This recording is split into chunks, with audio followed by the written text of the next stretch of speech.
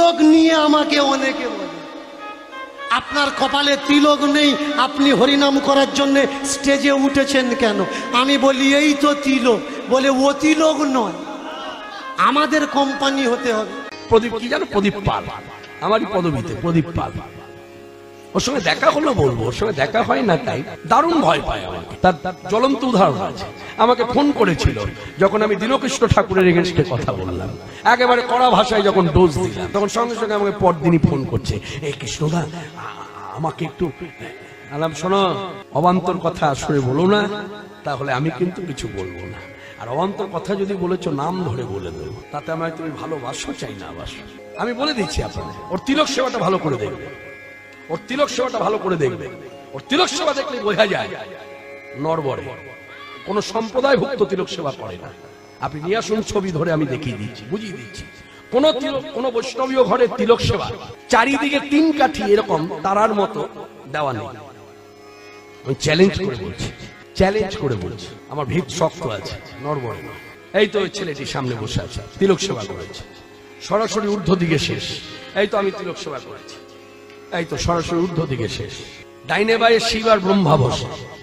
হ্যাঁ, ও কি বসিয়েছে দেখুন, তিলক সেবা করেছে। কোন ঘরের তিলক আদু বোঝা যায় না, আটকে যাবে। মানুষ কি বোকা? গুরু ঘর করেনি মানুষ? তিলক সেবা দেখলে বলে দেবে কোন ঘরের ঘর কার। মনে রাখবেন, যখনই কোনো কারো তিলক সেবায় দেখবেন এরকম ওই লবঙ্গ যেমন লবঙ্গের পাপড়িটা, ওই পাপড়ি দিয়ে দেখবেন বিউটি পার্লারের লোকরা এসে সাজায়, কোণে সাজায়, ফোঁটা দেয়। ওই রকম ফোঁটা যদি তিলক সেবায় দেখেছেন তখনই বুঝবেন গন্ডগোল আছে। ও তিলক সেবা করে না, ও তিলক কাটে। কোন বৈষ্ণবের তিলক সেবা দেখবেন কোনো পাপড়ি নাই, সম্প্রদায়ভুক্ত তিলক হয়। হ্যাঁ, তা সেই সম্প্রদায়ভুক্ত তিলক। তিলক নিয়ে আমাকে অনেকে বলে আপনার কপালে তিলক নেই, আপনি হরিনাম করার জন্য স্টেজে উঠেছেন কেন? আমি বলি এই তো তিলক। বলে ও তিলক নয়, আমাদের কোম্পানি হতে হবে, তবে আপনি গান করতে পারবেন। মানে এরা ঠিকে নিয়ে রেখেছে, এদের কোম্পানিতে নাম লেখাতে হবে, তবে এরা পারমিশন দেবে, তারপরে আমি গান করব। আমি কি এদের বাপের চাকর যে তোরা অন্যকে চাকর বানিয়েছিস, আমাকে বানাবি? এত বড় ক্ষমতা তোদের এখন হয়নি। তাকিয়ে দেখুন, তিলক যদি নেওয়ার প্রয়োজন, বলুন তো পৃথিবীতে এতগুলো তিলক কেন? আম পাতার তিলক, বট পাতার তিলক, নপুর ছড়ি তিলক, প্রদীপ শিখা তিলক, বিহল্ল 3500-এর উপরে তিলক আছে। আমরা হিন্দু, আমরা সংস্কৃতি সভ্যতা যুক্ত মানুষ, আমাদের একটা তিলক নয় কেন? আমি এই তিলক নিয়ে রিসার্চ করতে করতে যখন রাজস্থানে গেলাম, গিয়ে দেখলাম রাজস্থানে যদি কেউ যান দেখবেন, যদি কারোর ভেড়া থাকে 200, 400, 500 ভেড়া আছে, মোষ 100-150 করে মোষ আছে, ছাগল 150-200 করে ছাগল আছে। তাহলে আপনার ছাগল আর আমার ছাগল একসঙ্গে খাচ্ছে, অথচ আপনারটা আমার পালে ঢুকলে বুঝতে পারবো, আমারটা যদি আপনার ছাগলের পালের মধ্যে ঢোকে আপনি বুঝতে পারবেন। কিভাবে? এরা বুদ্ধি করে ছাগলের গায়ে একটা চিহ্ন এঁকে দিল, গরু, মোষ, ঘোড়া, গাধার গায়ে একটা চিহ্ন এঁকে দিল। কেউ 2টো দাগ দিল, 2টো দাগ মানে এটা আমার কোম্পানির ছাগল, 3টে দাগ মানে এটা আমার কোম্পানির ছাগল, 4টে দাগ মানে এটা আমার কোম্পানির ছাগল। 2 দাগের ছাগল যদি 3 দাগের ভিতরে ঢুকে পড়ে, ও বলবে তোর ছাগল আমাদের পালে ঢুকেছে, নিয়ে যা, এটা আমাদের নয়।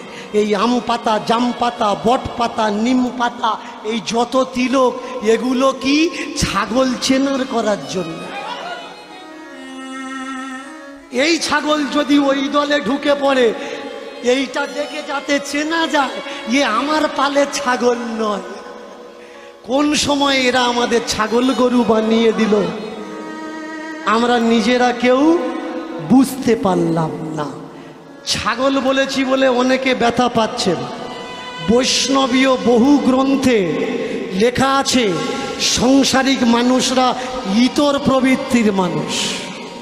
আমরা ইতর, যে সংসার থেকে সাধু জন্ম হয়, যে সংসার থেকে যোগী জন্ম হয়, যে সংসার থেকে তপস্বী জন্ম হয়, যে সংসারে জন্মগ্রহণ করেছেন ভগবান শ্রীকৃষ্ণ, ভগবান রাম, ভগবান বলরাম, ভগবান বলরাম পরশুরাম, সেই সংসার ইতর ছুঁচো গাধার বসবাস। এরা কারা ভাই? যারা মানুষকে মানুষ বলে মনে করে না। এরা মনে করছে আমরা বাম্মা ছেড়ে দিয়েছি, যে কটা বাম্মা ছেড়ে দিয়ে ওখানে উঠেছে ওরা ভাবছে আমরা মরার পরে স্বর্গে যাব। আর এখানে বসে যারা বাম্মাকে ভাত দিচ্ছে ওরা ভাবছে এরা মরার পরে নরকে যাবে। ভাই, বাবা মাকে ভাত দিলে যদি কেউ মরার পরে নরকে যায়, আমি বলবো মরার পরে নরকে যাও, কিন্তু বাবা মাকে ভাত দাও। বাবা মাকে ছেড়ে দিয়ে কখনো স্বর্গে যাওয়ার কথা ভেবো না, কারণ এই পৃথিবীতে সব থেকে বড় ভগবান বাবা মা ছাড়া আর কেউ নেই। আপনার যদি কষ্ট হয়, ব্যথা হয়, যন্ত্রণা হয়, কার চোখ থেকে আগে জল পড়বে? আপনার বাবা মার।